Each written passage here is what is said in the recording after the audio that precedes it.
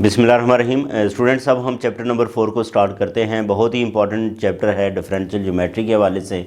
और आप लोगों को पता है ये मार्टिन की बुक को हम मेनली जो है वो शाम सीरीज़ की जो बुक है उसको मेनली हम जो है वो लेके चल रहे हैं। तो ये चैप्टर नंबर 4 है curvature and torsion. Curvature and torsion, curvature और टोर्शन का पीपीएससी के अंदर भी जो है वो लाजमी कोई ना कोई जो है वो क्वेश्चन जो है वो मौजूद होता है। बहरहाल हम कर्वेचर और टोर्शन की जो है वो इसके अंदर बात करेंगे, जिसके अंदर सबसे पहले जो है वो जो कोई भी ज्योमेट्री, जब हम ज्योमेट्री की बात करते हैं तो ज्योमेट्री बेसिकली क्या करती है, ज्योमेट्रिकल प्रॉपर्टीज़ जो है या क्वांटिटीज़ को डिस्कस करती है, जिससे एक फ़िगर जो है वो ज्योमेट्री की फ़िगर दूसरी ज्योमेट्री की फ़िगर से क्या हो जाती है, डिफरेंट हो जाती है।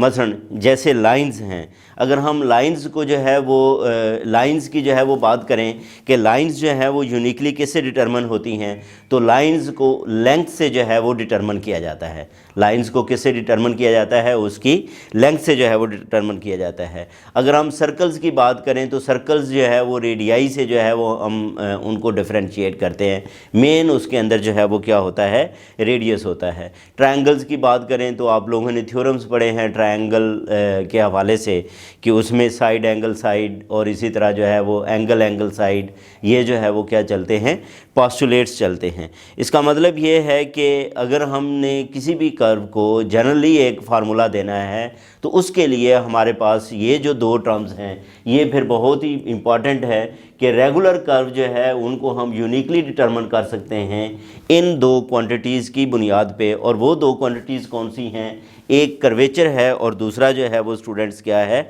टोर्शन है। अब ये जो बेसिकली फंक्शन है कर्व जो है वो कि हम जो है वो इससे पहले जो है वो बात करके आ चुके हैं, functions of the natural parameter, यानी कि हमने जो है वो आर्क लेंथ जो पैरामीटर लिया था ये नेचुरल पैरामीटर था। आर्क लेंथ जो है वो क्या था, हमारा नेचुरल पैरामीटर था।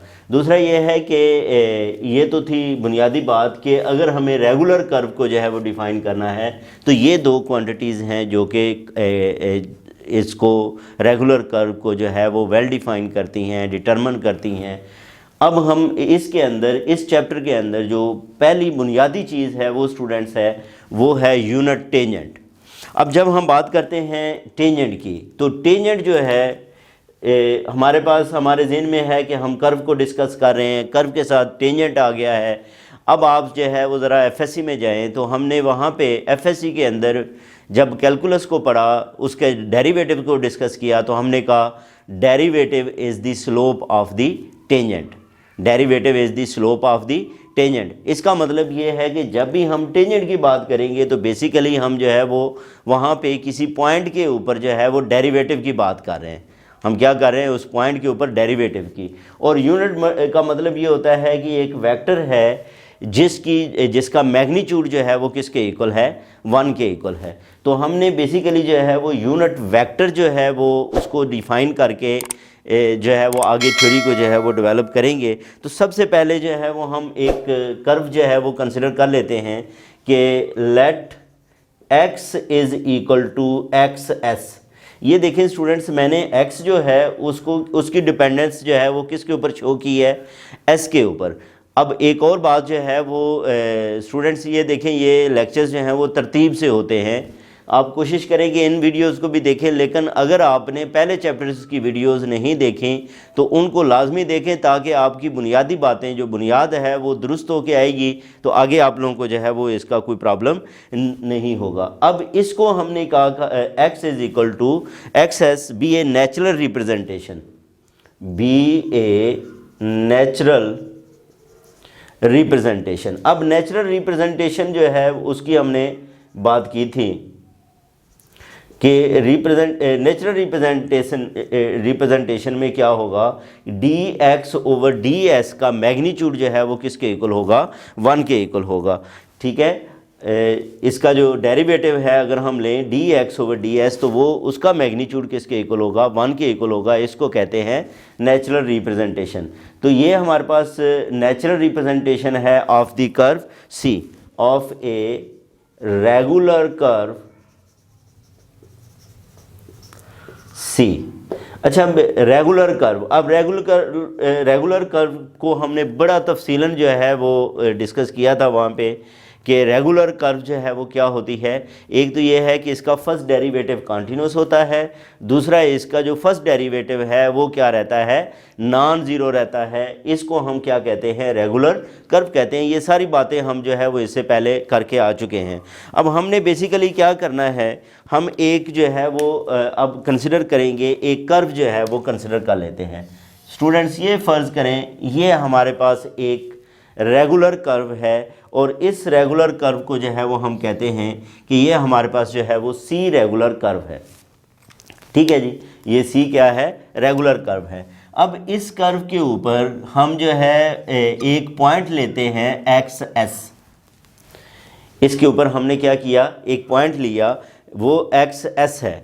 दूसरा एक और पॉइंट हम ले लेते हैं यहाँ पे, ये x S plus delta S है। जिस तरह आप डेरिवेटिव में पहले भी आप लोगों ने ये देखा कि हम क्या करते हैं, एक माइनर जो है उसके अंदर चेंज लेके आते हैं। तो पहले हमारे पास ये एक्स एस है, इसके अंदर हम जो चेंज लेके आए हैं वो एक्स प्लस डेल्टा एक्स, तो ये क्या बन जाता है, ये एक कार्ड बन जाता है। ये क्या बन जाता है स्टूडेंट्स, एक कार्ड बन जाता है। फिर हम क्या करते हैं, डेल्टा एस को जो है वो अप्रोचेस टू ज़ीरो करके, ठीक है, डेल्टा एक्स को क्या करते हैं, अप्रोचेस टू जो है वो ज़ीरो करें, तो फिर यहाँ पे आके ये चीज़ जो है वो क्या बन जाती है, ये इधर टेंजेंट बन जाती है। ये यहाँ पे क्या बन जाती है, टेंजेंट बन जाती है। और इस टेंजेंट को हम जो है वो यूनिट टेंजेंट कहेंगे। आगे चल के हम ये बात करते हैं, क्योंकि जब हम इसका मैग्नीट्यूड लेंगे, ठीक है, तो वो किसके इक्वल होगा, वो 1 के इक्वल होगा। इसलिए हम इसको अब यहाँ पे ये देखें स्टूडेंट्स, इसका जो डेरिवेटिव है, ठीक है, the derivative D X over D S, the derivative D X over D S. एक तो ये है कि इसको हम इससे रिप्रेजेंट किया करेंगे, एक्स डॉट ऊपर लगा हुआ है, ऐसे लिखा हुआ है, तो इसका मतलब ये है कि ये इसका एक्स का डेरिवेटिव है विद रिस्पेक्ट टू एस। ठीक है जी।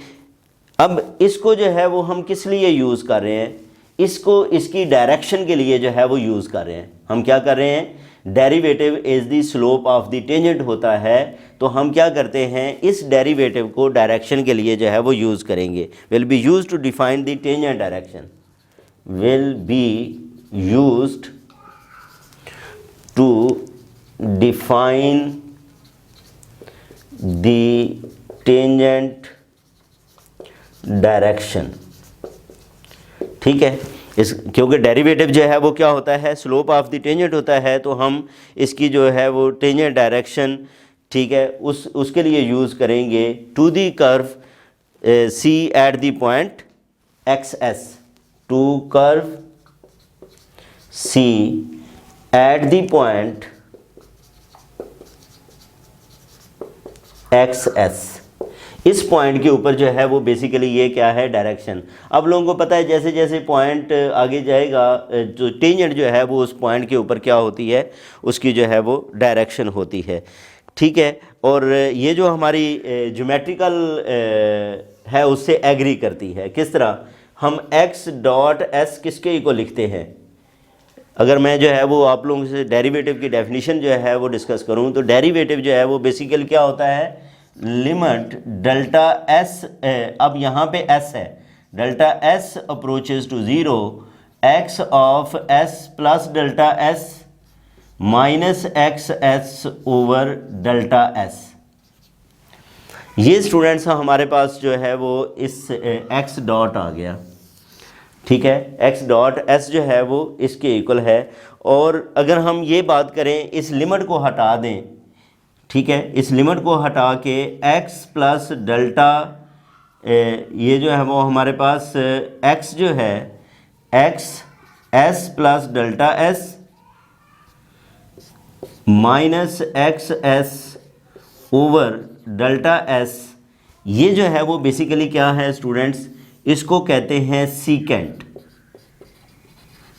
इसको क्या बोलते हैं, ये तो इस पॉइंट के ऊपर है ना, ये टेंजेंट हो गया, लेकिन अगर हम लिमिटिंग केस जो है वो यूज़ नहीं करते तो ये फिर क्या बन जाता है, ये इसका जो है वो सीकेंड आ जाता है। ठीक है, अब यहाँ पे ये भी हमें पता है कि ये जो रिप्रेजेंटेशन है स्टूडेंट्स, ये हमने रिप्रेजेंटेशन ली है रेगुलर नेचुरल रिप्रेजेंटेशन।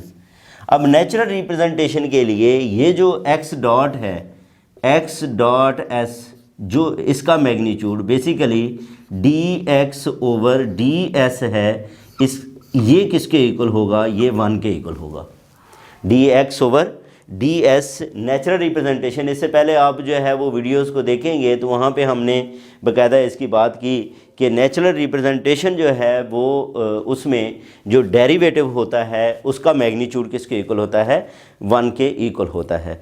ठीक है, अब ये हमने बात कर दी कि जब हमारे पास इसकी रिप्रेजेंटेशन जो है वो क्या होगी, नेचुरल हमने ली, नेचुरल रिप्रेजेंटेशन है तो इसका मैग्नीट्यूड 1 के इक्वल है। इसका मतलब ये वेक्टर जो है वो हमारे पास वो कौन सा वेक्टर है, कौन सी डायरेक्शन है, यूनिट है, यानी कि ये जो डायरेक्शन है हमारे पास यूनिट डायरेक्शन है। स्टूडेंट्स, अगर हम ये बात करें कि हमारे पास एक और रिप्रेजेंटेशन है, ये हम बड़ी इससे पहले भी जो है वो बड़ी तफसीलन जो है वो वीडियोस के अंदर बातें की हैं कि अगर हमारे पास एक और रिप्रेजेंटेशन है, नेचुरल रिप्रेजेंटेशन, ठीक है, उसको हम जो है वो एस स्टार से रिप्रेजेंट कर लेते हैं। यानी कि एक्स किसके ऊपर डिपेंड करता है, एक्स स्टार पे ऊपर जो है वो डिपेंड करता है। ये हमारे पास एक और नेचुरल रिप्रेजेंटेशन है। फिर हमने एक थ्योरम वहाँ पे प्रूव किया था कि इसके लिए एस जो है वो क्या किसके इक्वल होता है, plus minus S star plus constant के इक्वल होता है। और अगर हम इसका यहाँ पे जो है वो स्टूडेंट्स डेरिवेटिव भी लें तो हमारे पास D X over D S जो है वो किसके इक्वल आ जाएगा। ये देखें, D S over D S अगर हम जो है वो बात करें तो ये क्या बनेगा, D X over D S star, इसके ऊपर पहले आप चेन रूल को अप्लाई कर लें तो ये D X over D S को इन्वॉल्व कर लेते हैं, इधर डी एस ओवर डी जो है वो डी एस स्टार है।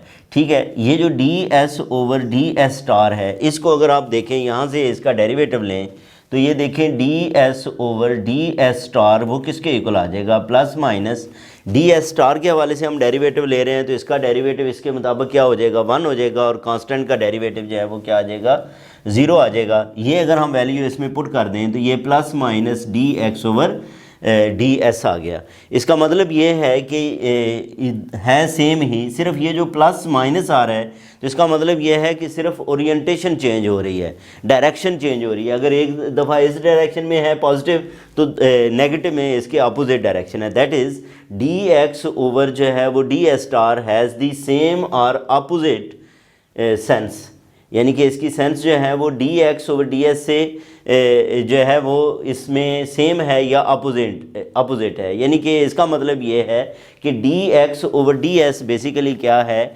ये ओरिएंटेड है, डिपेंडिंग अपॉन ओरिएंटेशन है। ये किस पे डिपेंड करती है, ओरिएंटेशन पे डिपेंड करती है। तो हम कह सकते हैं x star is an oriented quantity और इसकी डायरेक्शन किस डायरेक्शन में होती है, इन दी इंक्रीजिंग एस। ठीक है, इन दी इंक्रीजिंग एस, जिस तरफ जो है वो एस जो है वो क्या हो रहा है, इंक्रीज़ हो रहा है, उस तरफ जो है वो हम इसकी जो है वो क्या करेंगे, डायरेक्शन को लेंगे। अब हमारा जो अब मेन टॉपिक की तरफ आते हैं स्टूडेंट्स, वो हमने डिफ़ाइन क्या करना था, हमने ये डिफ़ाइन करना था यूनिट टेंजेंट वेक्टर। अब ये जो डायरेक्शन हम ले रहे हैं इसको ही हम जो है वो क्या कह देंगे, यूनिट टेंजेंट वेक्टर जो है वो कह देंगे। यानी कि ये जो हमारे पास वेक्टर आया है, कौन सा वेक्टर आया है, दी वेक्टर एक्स डॉट, जिसको हमने जो है क्या किया कहा है, derivative with respect to s. ये जो हमारे पास स्टूडेंट वेक्टर है इज़ कॉल्ड दी, हमने ये देख लिया कि इसका मैग्नीट्यूड भी जो है वो किसके इक्वल है, 1 के इक्वल है। ठीक है, is called the unit tangent vector, is called the unit tangent vector. ठीक है, ये हमारे पास क्या है, ये यूनिट टेंजेंट वेक्टर है to the oriented curve, to the oriented curve x is equal to x s, जो अभी हमने ओरिएंटेड कर्व जो है वो डिफाइन की। एंड इस shall be denoted by, and shall be denoted by, अब इसको ये जो x डॉट है इसको हम क्या लिखेंगे स्टूडेंट्स, t लिखेंगे। इसको क्या लिखेंगे, t लिखेंगे। यानी कि हमारे पास t फिर किसके इक्वल आ गया, टी एस के, और वो किसके इक्वल है, x डॉट के इक्वल है। अब ये तरतीब से याद रखते जाइएगा, जब हमने आगे जितने भी न्यूमेरिकल्स वगैरह करने हैं तो वहाँ पे हम बेसिकली x डॉट एस जब भी लिया करेंगे तो उसको हम आगे जाके t में रिप्लेस कर दिया करेंगे, क्योंकि x डॉट एस जो है वो किसके इक्वल है, वो यूनिट टेंजेंट के इक्वल है। यूनिट टेंजेंट वेक्टर जो है वो अब हमने इसके इक्वल जो है वो डिफ़ाइन कर लिया। ठीक है जी, तो ये था यूनिट टेंजेंट वेक्टर, बहुत ही बुनियादी जो है वो सबसे पहले जो है वो इसके अंदर जो स्टार्टिंग में है वो क्या है कि हम कर्व से जब ऊपर आए हैं तो अब हम कर्व के साथ, पहले हमने इससे पहले वाले चैप्टर के अंदर हमने मुकम्मल तौर पे सिर्फ कर्व को जो है स्पेस कर्व को डिस्कस किया है, इसके अलावा कोई डिस्कशन नहीं चली। अब हम जो है वो इससे ऊपर आए कि अगर हम किसी पॉइंट नेचुरल रिप्रेजेंटेशन कर्व की हो उसका डेरिवेटिव लें तो वो बेसिकली जो है वो क्या आता है, वो यूनिट टेंजेंट वेक्टर आता है। और x डॉट एस को अब हम जो है वो क्या कह रहे हैं, t के इक्वल कह रहे हैं, और t जो है वो यूनिट वेक्टर है। इसके ऊपर ये वाला यूनिट का सिंबल लगाएं या ना लगाएं जो है वो अंडरस्टूड है कि ये हमारे पास यूनिट वेक्टर है।